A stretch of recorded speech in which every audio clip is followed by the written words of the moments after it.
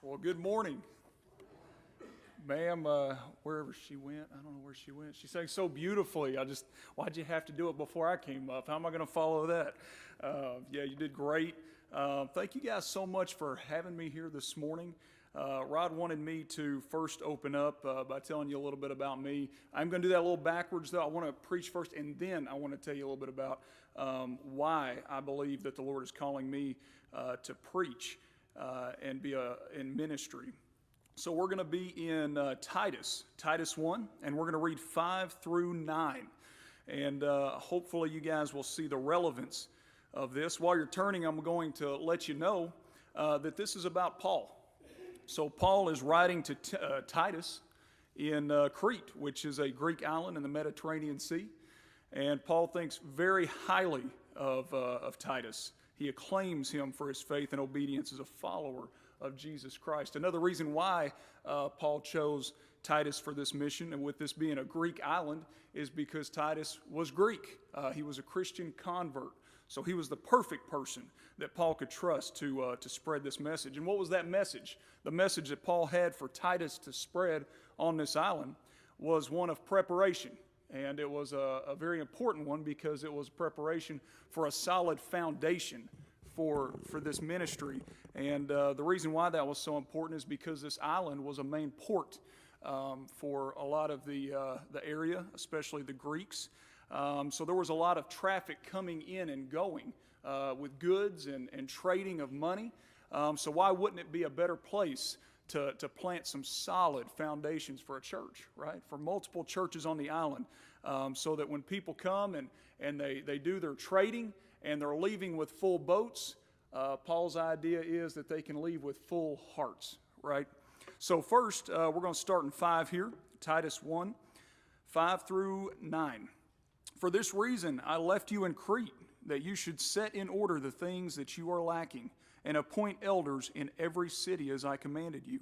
If a man is blameless, the husband of one wife, having faithful children, not accused of dissipation or insubordination, for a bishop must be blameless as a steward of God, not self-willed, not quick-tempered, not given to wine, not violent, not greedy for money, but hospitable, a lover of what is good, sober-minded, just, holy, self-controlled, holding fast the faithful word as he has been taught, that he may be able by sound doctrine both to exhort and convict those who contradict. So as we go through these real quick, it might start making sense why I feel that the Lord wanted me to go back, even though I preached on this just a couple of months for you guys. But it only feels fitting that these qualifications for leadership for the island of Crete back then should still be held for those of us in leadership positions such as Lucas and I and Rod, and we've got Nate here. We've got a lot of people here that are in leadership roles. This is specifically for bishops, but I believe that leadership in the church is just as equal, and nobody's more important than another person. We just have different roles and responsibilities. So as we dive into these, the first one is to be blameless. Now, obviously, we cannot achieve perfection.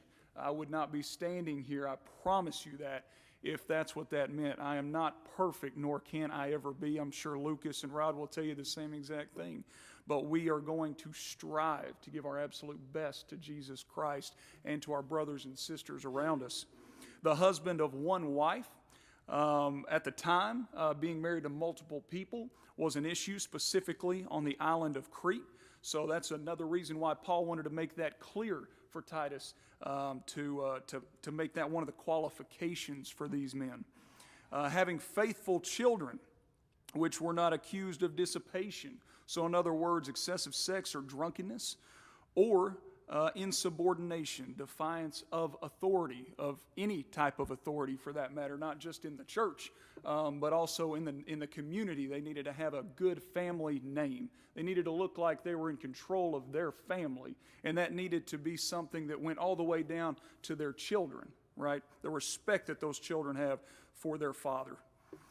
Steward of God, not being self-willed, which would mean doing what they would want to do rather than the will of others. Not quick-tempered, not given to wine, We could debate on that one all day. Not violent, not greedy for money. I think this one is one that specifically in the church today is something that is bringing a lot of pastors down. I think that a lot of, especially young guys coming out of seminary, are trying to find a career and not a calling. And we need to be able to identify that early before we put people in these leadership positions. Being hospitable, being friendly, welcoming to strangers or guests. I can't think of a better place than in a church, right? I mean, that should be the number one place that we need to be friendly and hospitable and welcoming to folks. Because if we don't do that, our young folks are going to grow old, our old folks are going to go to heaven, and nobody's going to come into the church. So it's important that we love the community and we bring them in and we welcome them. And I got to tell you, folks, I know I say this at least every time that I preach for y'all, but man, you guys really do a good job of this. You guys really do. You guys, my wife and I have been visiting for 7 months now. I don't know if it feels like 7 months to y'all, but it's been absolutely amazing to be loved by each and every one of you. And I was a complete stranger. The only bit of knowledge that you had about me to go off of was Rod's word, his good word saying this is a good young man that just lost his grandfather and he's here this morning. Let's love on him. And ever since, you guys have exceeded that. And I cannot thank you enough. My son's not even born yet. And yeah, we've got gifts from a lot of different people, other churches. You guys have exceeded all expectations of the love that anyone would expect from somebody that's visiting a church. So good job, guys. Great job on that. A lover of what is good. Well, what are some things that are good? If you'd like to turn with me, we could go to James 1:17. James tells us what's good. James in 1:17 says, every good gift and every perfect gift is from above and comes down from the Father of lights, with whom there is no variation or shadow of turning. So James is pretty clear. He knows what's good. He knows the difference between good and bad, and he believes that the good things are from the Lord. To be sober-minded, single-minded focus, and free of intoxicating influences. Again, we could debate that one all day, but for the sake of time, we're going to leave it there. Single-minded focus and free of intoxicating influences. To be just, morally right and fair, holy, godly, and God-fearing. To be self-controlled. I think every single person lacks in some form of self-control, and we're all different in one way or another there. Specifically, I believe that Paul was referring to gluttony, sex, drunkenness, behavior, anger, etc. The next is holding fast and faithful. Word that he has been taught by sound doctrine, not a false doctrine. The ability to both exhort and convict those who contradict the gospel. I think that one's really important. That's something that I always say I love about Paul is, Paul could always find plenty of things to convict other churches of, right? To convict folks of what they are not doing right. But he was also good at exhorting folks. He was also good at throwing a compliment to them, telling them what they were doing good at, right?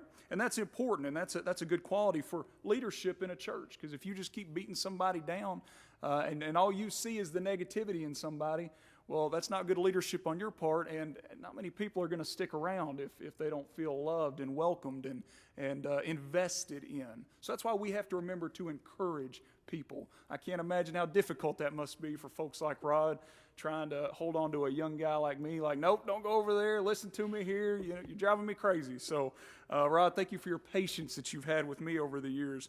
I'm so honored that you're here today and have had a part in this for me, and you definitely have these, so thank you, Rod.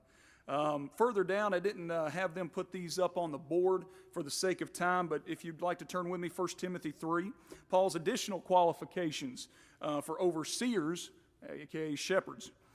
To be temperate, and again, these are just additional ones that Paul has also referred to. Temperate, to be non-quarrelsome, non-covetous, and one who rules his own house well. I got to tell you, I'm doing a great job. I haven't heard my son cry once, okay? He's not born yet. He's going to be a good one, though. I hope so. If he looks like his mom and acts like me, I think we're going to be okay. So, 1 Timothy 3, 4 through 5, one who rules his own house well, having his children in submission with all reverence. For if a man does not know how to rule his own house, how will he take care of the church of God? Ouch, that's a stinging verse right there, but man, there's truth to that, right? And not a novice, new, or inexperienced. And then lastly here, Paul has a warning in 1 Timothy 3, 6 through 7. And I put this in red, bold, and underlined. Lest being puffed up with pride, and man, you sung a song about pride and the negativity that's associated with it. Lest being puffed up with pride, he fall into the same condemnation as the devil. Man. Moreover, he must have a good testimony among those who are outside, lest he fall into reproach and the snare of the devil. That puts that in a scary and dangerous perspective for those of us in leadership roles in the church. Folks, it should not be something that I'm just going to read some verses here and then just stand up here and tell you what I read, right? This should be something that is deeply studied and applied. That is the key part of this, applied. Now, granted, you're not going to find a perfect minister.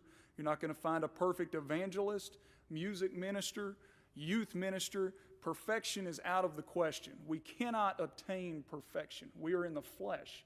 It's unobtainable, but we can try. We can apply this to our life, and you will see the fruits of the Spirit for those who are trying. With that being said, the reason that I'm standing here before you, my faith was built on a solid foundation. The reason I came and visited this church 7 months ago, it was the day after my grandfather got to meet Jesus, the man that he spent the majority of his life worshiping and striving to be more like, right? My grandfather was a preacher, the associate pastor under Rod Garrett for, I think, 13 years. I can't remember exactly, for quite a while. And even before that, I have memories of my grandfather beginning that foundation for me and my brother, inviting us to nursing homes on Sunday mornings as just little kids, knowing that the folks loved seeing us. And probably gave my mom and grandma a break from us for a second, but that's beside the point. We had a great time. Sometimes it was boring, just to be honest with you, and other times it was more entertaining for us. But now I understand it wasn't about me. It was about what my grandfather was doing for me. He was building a foundation for me. He was giving me an early understanding that the things that we do not just affect us, but they impact others. Sometimes in a very positive way that we may never even understand. Sometimes we hear people come to us years later and say, you said something, you did something that impacted me for the rest of my life, and thank you. That's what my grandfather did for me. He helped me build that foundation. My grandparents ended up moving from Oak Ridge back to Kingston. My mom and my brother and I would follow, which is where we would meet Rod Garrett for the first time at New Midway Baptist Church. Well, not the first time. I later learned that my grandfather worked with Rod for a short while. But for me, that was the first time meeting him, and he was in a leadership role within the church. Starting to make a full circle here, right? And the impact that Rod and his wife Peggy have made on me and my family is just a loving one. They're more family than friend at this point. They're part of the family. And over the years, just seeing the impact of my grandfather and Rod just working together, leading a successful church, a small church, but a loving church. So many of those folks are here in the audience this morning, and I just can't thank y'all enough for being here. And they're here because they love me. They're here because they love each other. And you guys are here because you love Lucas, for those of you that have known Lucas longer than me. You guys love him. You're supporting him. And we're all here collectively honoring God. Man. And see, this is part of that foundation that I'm telling you about. Lucas has a solid foundation. I know his father, Phil Holmes, I know he's got a good reputation in the community, building him on a solid foundation. Rod ends up preaching for 13 years for New Midway Baptist Church, I believe. If I'm wrong, correct me. But the impact that it's made on me, just leading me, mentoring me, whether he knew it or not. All the Bible studies that I would sit at. Sometimes I was just on my phone, but I was there listening. I was soaking it all up like a sponge. One time, I was in my early 20s. I was probably about 23, and I was working corrections. This is where the story is starting to reveal why I believe that I'm called to preach, okay? And Rod was preaching an ordinary Sunday morning service, and he may not even remember it, but I'll never forget it. One of the questions that Rod asked was, who are you going to bring to heaven with you? And the whole sermon was about coming into contact with folks on your daily walks, while you're at work, while you're in the grocery store. Are you actually representing Christ as an ambassador? Are you actually asking people the question, the simple question, is Jesus Christ the Lord of your life? Have you ever led somebody to Jesus Christ? And that really bothered me. Because the reason I told you what I said earlier about my grandfather and me being young, we were raised in the church. I'd been in the church my whole life. My grandfather led me to the Lord in a childlike state at a very young age, and then I rededicated around the age of 13, again at New Midway Baptist Church under Rod's leadership on a youth trip. I've been in the church my whole life. But man, that really hurt me in my early 20s when Rod asked that question. I was actually paying attention. I'm glad I was, because I'll never forget that question. Who are you taking to heaven with you? And I'd never asked anybody in my entire life, is Jesus Christ the Lord of your life? Never done it. How can I say that I serve somebody, that I love somebody that I never talked about? That doesn't make any sense. And it heavily convicted me, Rod. Thank you for preaching an honest sermon. Sometimes the honesty in a sermon is not, just like what we read here, it's not just to convict, which is also to contradict where we are not meeting expectations, but it's also to exhort and to encourage. And Rod presented it in an encouraging manner. It didn't make me just want to say, well, I might as well just stop being a Christian because I clearly ain't doing it right. No, he exhorted me as a young man in my early 20s. And it lit a fire in me that I'm happy to say I've lost count of how many people that I've led to the Lord now. And I'm glad, because I don't need to keep count. That's not for me to do. That's for the Lord. But I'm so happy that I heard that sermon, that God put me there, and that He had my heart prepared to receive that message. Rod, thank you for that. So with that being said, I'm not going to take any more of your time, Lucas. That is why I preach. This licensing is great, and I'm so thankful. But even without it, I'm going to continue to preach. So I'm just so thankful that I now have it. And I love each and every one of you, and thank you for supporting me this morning. Thank you for supporting Lucas. I love you, and I cannot wait to continue to serve each and every one of you, regardless of what churches you go to, congregations you go to. Please find a way to come into contact with me. And I would love to continue a fruitful relationship with your families and be there to serve and support you guys in your ministries as well. God bless you.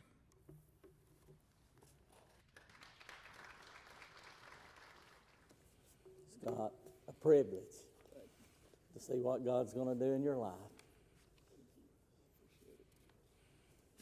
We're going to have a hymn of invitation, and then if you would like to come by and just shake their hand and encourage them.